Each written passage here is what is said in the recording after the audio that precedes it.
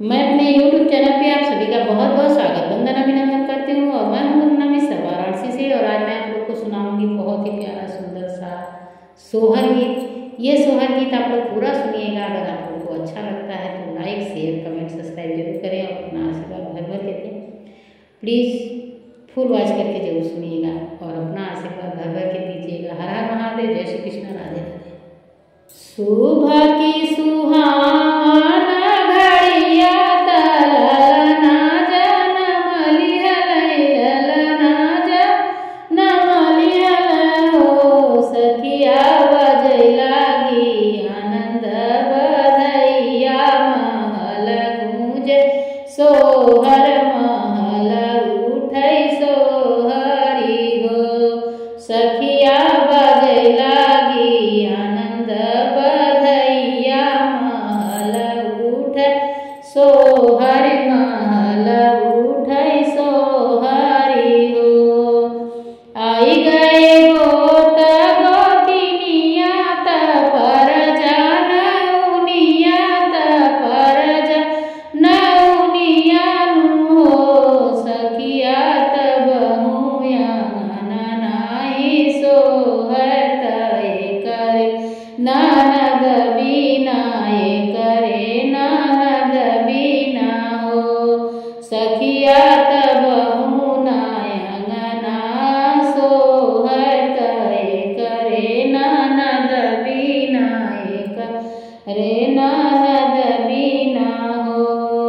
तुम्हें मोरे पियवा से पियवा तू ही नसीर साहेब तू ही नसीर साहेब हो पियवा टहाली बेगे डड़िया पलावा ननद आनी लावैया ननद आनी लावई हो पियवा हाली बेगे डरिया पलावै ननद आनी लावै ननद आनी लावई हो।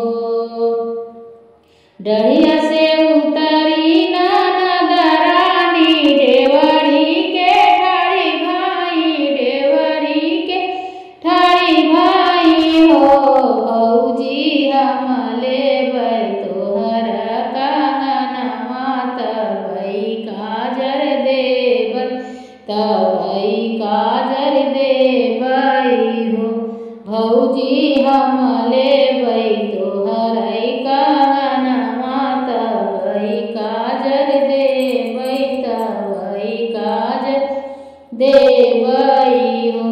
बैठन ननद जी पलंगिया त पिया जुड़ पनिया पिया हो जुड़ पनिया हो ननदी भैया हो भतीजवा तोहार नहुन काजर लागै नहुन काजर लागै हो ननदी भैया भतीजवा तोहार नहुन काजर लागै नहुन काजर लागै हो।